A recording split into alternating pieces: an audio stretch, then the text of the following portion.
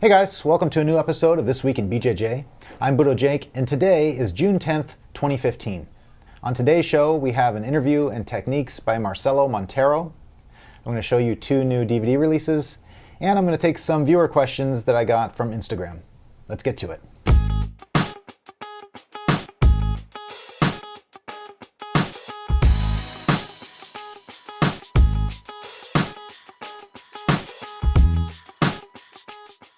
First off, I want to let you know that if you haven't been watching the BJJ versus Cancer series on YouTube, part 3 of 5 has just been released. This is an instructional series by my friend Jack Topher. Jack is an active jiu-jitsu practitioner, has been training a long time, much longer than myself. And he's been learning from some of the best guys in the sport, including Henry Akins, Dave Kama, Rickson Gracie, and he shares a lot of the information that he's worked so hard to achieve over all those years. So check it out. They're pretty short segments, but he covers some really interesting concepts that I think you're going to enjoy. Again, the series is called BJJ versus Cancer. Just check it out on the Budo Videos YouTube channel. Next up, I took some questions from viewers on Instagram. This is something I hadn't done before, but I figured why not? Let's give you guys a chance to ask me some questions. So let me just pull up some questions here. First one comes from Nicky Bear. He asks, how do you think Josh Barnett's style matches up against Cyborg or Buchecha? Who should be his next opponent in Metamoris? So, man, Josh Barnett has a submission-oriented style and excellent stand-up, vicious neck cranks and heel hooks, toe holds, knee bars. I think his style suits himself very well for a submission-only tournament or a super fight series like Metamoris. How will he match up against Cyborg or Buchecha? Man, Josh is really big. If you've seen the size of his hips and his legs, I think he's able to keep a very low base, and it's going to be very hard for someone like Cyborg to tornado sweep him, and I think he will slow down Buchecha quite a bit. That being said, I would like to see Buchecha take on Josh in a super fight of some sort. KY Vang asks, why do you think IBJJF does not pay their athletes as often as other tournaments? So IBJJF does pay athletes at the Pro League events, which they seem to be having more and more of. But, I mean, to put it simply, the other tournaments do not have the prestige that IBJJF does. When someone talks about a world champion, they're only talking about the IBJJF World Championships. They're not talking about other so-called World Championship events. So in my mind, the other tournaments, they have to pay people to get them to come, to try to get enough people and try to raise their prestige. That being said, I think the underlying question is, would it be good if IBJJF would pay their athletes? And sure, it would be great. But I think we need to remember all of the hard work that IBJJF is doing spreading jiu-jitsu all around the world. Just last year we saw tournaments in places like France, like Russia, Germany, a lot of places that tournaments had not been held before. And those things are not always profitable. So it takes a lot of money to do that, and I think in the long run that is going to do more to spread jiu-jitsu. Because it is a business, and businesses require investments. Okay, next question. GeoRD89 asks, what do you think can be done to improve referees and how they award points and advantages? Example, Malfacini versus Miao match, Keenan versus Spriggs, and do you think there are biased refs and how that affects matches? Okay, lots of questions here. Do I think there's biased referees? It's hard to say. I would not say blanket yes. I know a lot of the IBJJF referees personally, and generally speaking, no, I don't think there is a bias. I do think there are sometimes the spectators don't understand the rules completely. BJJ rules are not the easiest thing to understand. For example, the latest JT versus Michael Lange match. There was some complicated scoring in that match, but actually on Instagram, JT posted a clip, and some of the referees chimed in and voiced their opinions on the matter, and you can see how it's not always easy to understand for the layperson. One myth out there is that most of the referees are Gracie Barra athletes, and that's simply not true. So no, I don't see a bias myself. Let's see what else. Daniel CGB asks, what is your view on self-defense jiu-jitsu versus sport jiu-jitsu? Will you do a rolled up or TWIBJ episode with practitioners from other grappling arts? So first of all, I think self-defense jiu-jitsu and sport jiu-jitsu both have their place. They both have a strong following. My personal view, since I did Aikido for so long, did it for like 20 years, we did a lot of self-defense stuff there. Personally, at this point in my life, I'm not interested in self-defense. My sole focus is on sport jiu-jitsu. That being said, I do have an appreciation for self-defense jiu-jitsu. And I also think we need to actually clarify what is self-defense jiu-jitsu. When I think of self-defense, I think of street fight scenarios, and that's not something that I see personally happening to myself. But another thing that some people call self-defense jiu-jitsu is jiu-jitsu with gloves, more like MMA training. And I do that sometimes, and I think that's a lot of fun. Now, if you are teaching, I think you need to be clear of what you are teaching. In the classes that I run here at Budo headquarters, it's very clear it's not a self-defense jiu-jitsu class, it's a sport jiu-jitsu class, and everybody knows that. So as long as you're clear with your students, I don't think there's an issue with that. Mike Hofer asks, where do you see BJJ in 20 years? Well, it's grown a lot in the past 10, and I don't see any slowdown in sight. Like I said before, IBJJF is doing a good job spreading jiu-jitsu worldwide. Not only IBJJF, but all the new black belts that are coming out every year are spreading the art, so I see it bigger and better. Thanks for the question, Mike. Do you ever see BJJ as a professional sport where the top athletes are paid a good amount to compete and win tournaments? Asks Minho Sinho. A professional sport. Well, I guess I would ask, what do you mean by professional? If a professional is somebody that can make a living doing it, I think we still have a long way to go. There's maybe a couple guys making a living competing these years. Of course, a lot of the guys are making a living running schools and doing seminars and things like that, but as far as just competing, I think that's going to be a long way to go. One last question here from On the Gurge. What do you think about some tournaments, new rules about jumping or pulling guard, and how will that affect everyone's strategy? I think you're referring to the new IBJJF rule where white belts cannot jump guard, and I am strongly in favor of that new rule. One of the worst injuries I've ever seen in my years of training was when a white belt, or maybe it was blue belt, jumped guard and the guy's knee buckled the wrong way. So I think that's fine to wait. White belts, there's so much to learn, and you can focus on your takedowns rather than jumping guard or even pulling guard, without jumping. So I don't see any issues with that. I think it's a good thing. Okay, thank you guys for the questions. Those all came in from Instagram, and if you're not following me, please do. I'm Budo Jake on Instagram. Okay, let's take a look at a couple new products. At the 2015 Jiu-Jitsu World Championships, there was one man who got a double gold in the black belt division. Double gold means getting a gold medal in your weight class and also in the absolute division, so it can only go to one man and one woman. The man that did it was Bernardo Faria, and here is his new DVD set on the Z-Guard. Bernardo used Z-Guard in, I think, every one of his matches this past week, so it works. And just like his previous set on the deep half guard, he shows all the moves that he does in competition. No filler, and he's a very good instructor, likable guy, and I think you're going to get a lot out of it. And next up is Favela Jiu-Jitsu's Sweeps. This is Fernando Terere, and if you don't know him, you need to know him. He's one of the most important guys in Jiu-Jitsu history. He's an amazing competitor. He was on top of the world about 10 years ago, competing against all the biggest names in the sport. And if you don't know him, you know his students. Two of his main students are Cobrinha and Andre Galvao. And you can see a lot of the moves that they do. You can see him teaching the original way that he taught those amazing students. So this set is all on sweeps, and if you know much about Terere, you know that his butterfly sweeps are one of his best positions, and he shows you all the stuff that he knows. There's 11 chapters on sweeps from mostly butterfly guard, and there's another 13 chapters on spider lasso and sit-up guard sweeps. So really cool information here. It comes in 3 languages, English, Portuguese, and Japanese. So wherever you are, if you speak one of those 3 languages, you're good. So those are the 2 new releases now, and coming up next is going to be an interview and techniques with Marcello Monteiro. Marcello is a 4th degree black belt, and he teaches Jiu-Jitsu out of an academy in Indianapolis.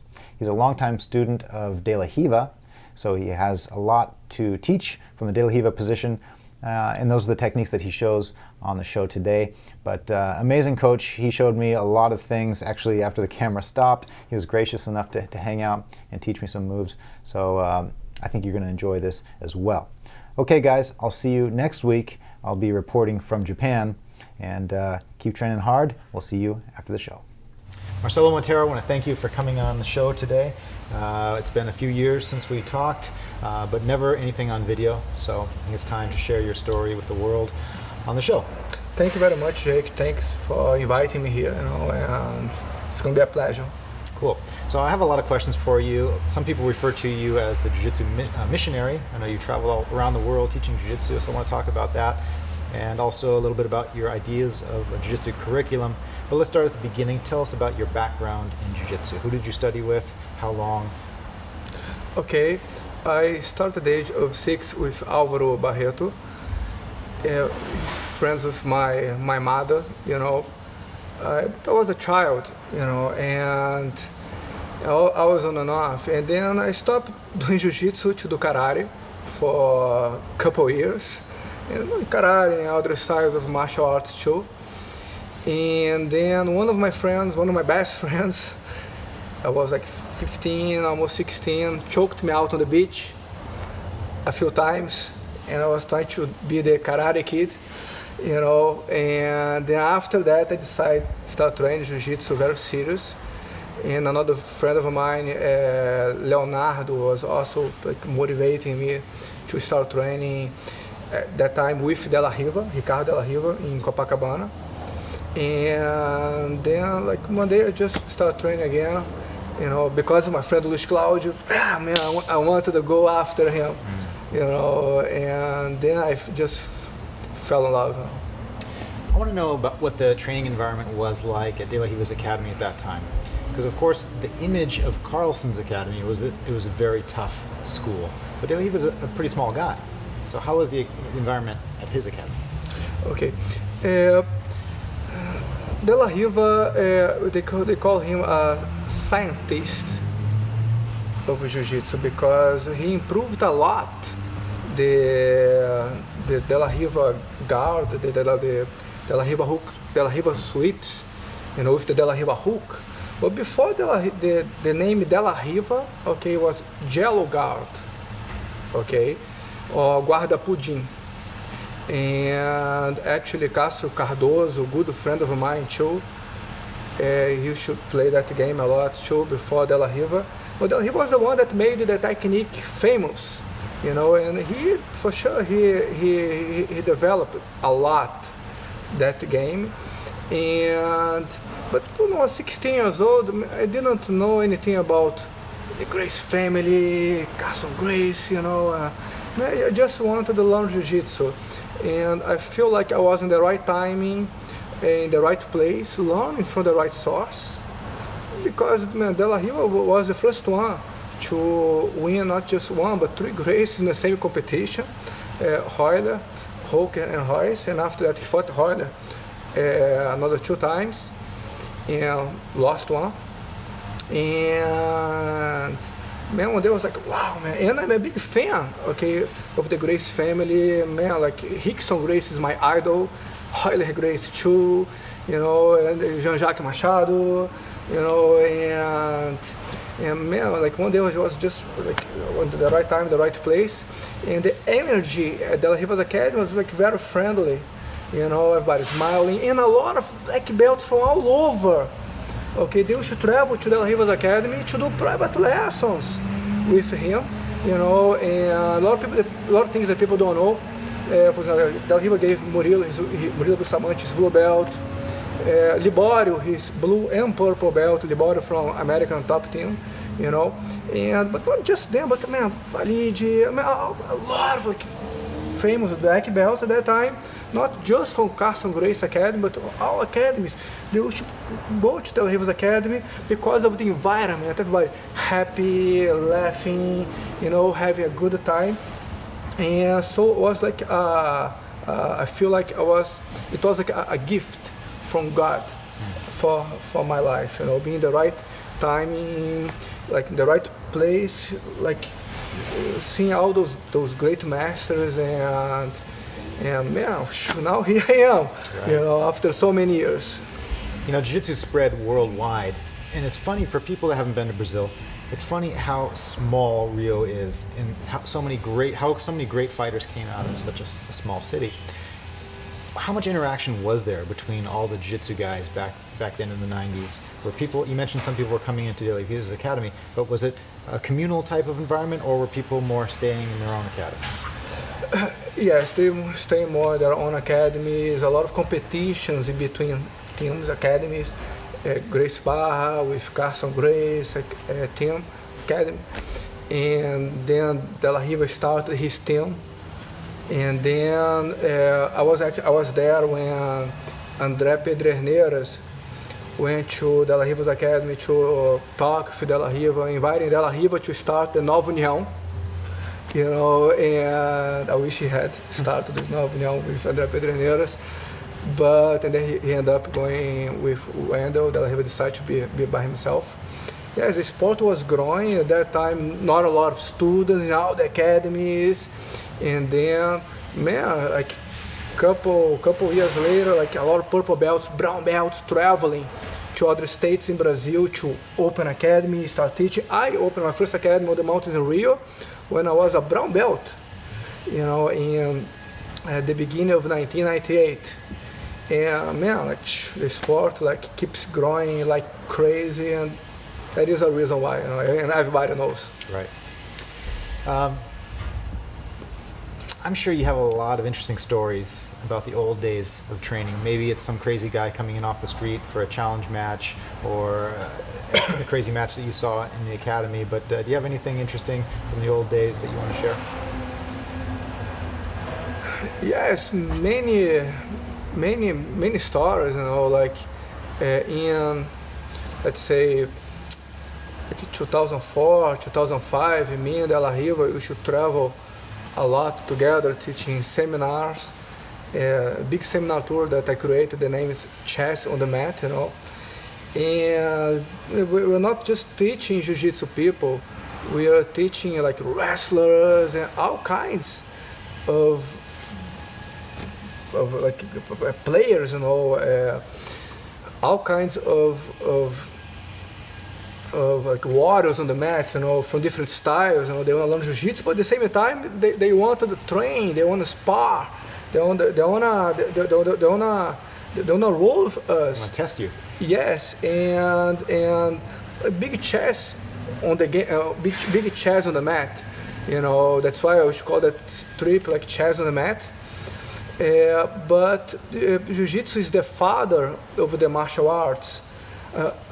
I remember once I was in Wisconsin, like rolling with like 20 guys after the seminar, you know, and then at the very end of the seminar, one of the students, man, I have a friend, he just arrived here, Marcello, he's so excited to meet you, he wants to roll with you just a little bit, and the guy was almost like 300 pounds, and I said, man, please, bro, okay, I'm not a ninja, you know, and man, I need rest for at least a couple hours now, you know, I know he's a big guy, you know, and De La Riva, man, everybody used to become like amazed, okay, with his size, you know, and his knowledge, you know, like, man, nobody could pass his guard.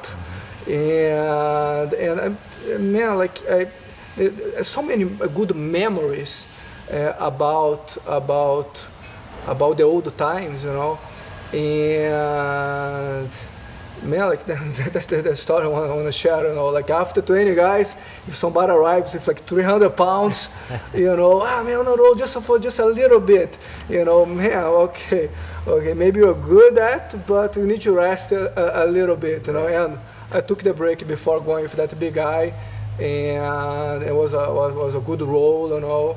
And but like at that time, guys, nobody knew very well jiu-jitsu, the jiu-jitsu game, deep half, you know, and much easier than nowadays, you know. Nowadays, man, everybody trains jiu-jitsu, you know, for different reasons. Sometimes they want to be in shape, sometimes they want to just learn for self-defense, sometimes they don't do competitions, sometimes, man, all the professional fighters, if they don't do MMA, not just professional fighters, if anyone that loves the sport or maybe think about the sport, okay, like mixed martial arts. What's mixed martial arts? Mix of martial arts. So what martial arts styles do you want to learn first? What's the father of the martial arts? Brazilian Jiu-Jitsu. Yeah. Nowadays, there's so much evidence that Jiu-Jitsu works and people know what they want. But I bet back in the 90s and even earlier, you had to sell it. You had to beat people up for them to respect you and know that you had something to teach, right? Yes.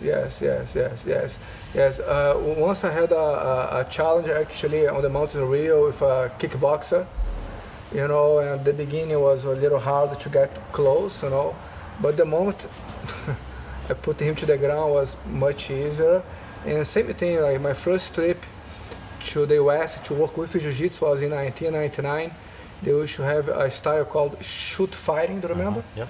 You know, and those events I used to do some vale tudo fights, you know, and I fought 3 times in those events in 1999, the beginning of 2000, and like against different styles, you know. And nowadays, man, everybody realized that, well, I need to know Jiu-Jitsu. That's right. Jiu-Jitsu, it's a chess game, Jake.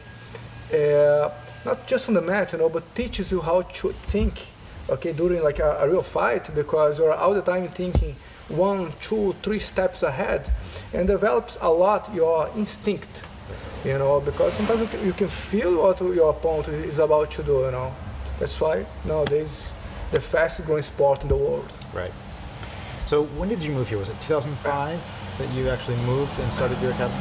I moved here in 2003. Okay. And you started your academy in Indianapolis? Indianapolis, I became one of the partners of the Ring Sports Training Center. Okay, it was the biggest MMA gym in the Midwest, you know. A lot of fighters like Alex Tiblan, the Brazilian Killer.